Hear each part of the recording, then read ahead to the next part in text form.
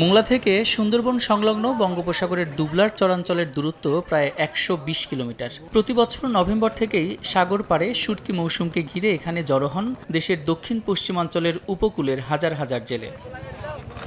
সাগরে মাছ শিকার আর শুটকি প্রক্রিয়াকরণের জন্য জেলেরা অস্থায়ী বসতি গড়েন দুবলা, মেহের আলী, আলোরকোল, নারিকেল বাড়িয়া সহ সুন্দরবন সংলগ্ন সাগর পাড়ের ৭টি চরে। মার্চ পর্যন্ত ৫ মাস জেলে, মহাজন, শ্রমিক ও ব্যবসায়ীদের পদচারণায় মুখর থাকে দুর্গম এই চরাঞ্চল।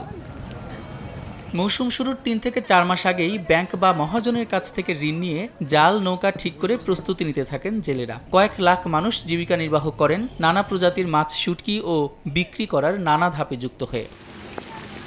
ইলিশ আহরণে সরকারি নিষেধাজ্ঞা শেষে শনিবার রাতেই সমুদ্রে যাত্রা করে মোংলার চিলাখালে ও পশুর নদীর পাড়ে জড়ো হওয়া প্রায় ৩০,০০০ জেলে, শুটকি শ্রমিক ও মহাজন। তবে সুন্দরবন ও সাগরে বনদস্যুদের তৎপরতা বৃদ্ধি শঙ্কায় ফেলেছে তাদের। মাছ ধরতে গেলে আমাদের অনেক সরঞ্জাম, বহুত টাকার প্রয়োজন হয়। মাছের কথা বলা যাবে না, ওটা জলের ফোঁকা, কোন দিনে কি হবে তা কোনোদিন ১০ জড়িয়ায়, কোনোদিন ১২ জড়িয়ায়, কোনোদিন ১৫ জড়িয়ায়।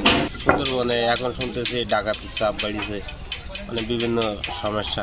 আশা করি যাচ্ছে উপর আল্লাহ ভালো ইনকাম দেবে। দেশের তৈরি শুটকির ৮০% প্রস্তুত হয় দুবলার চরে। জেলেদের নিরাপত্তা নিশ্চিতে নিরবিচ্ছিন্ন নজরদারি করার কথা জানিয়েছে বন বিভাগ। চেষ্টা করব যে আমাদের স্থানীয় কমিউনিটিকেও কিছু কাজ করার জন্য জেলেদের কিছু নিরাপত্তার বিষয়ে শুরুর দিকে আমরা কিছু তাদেরকে রাখি।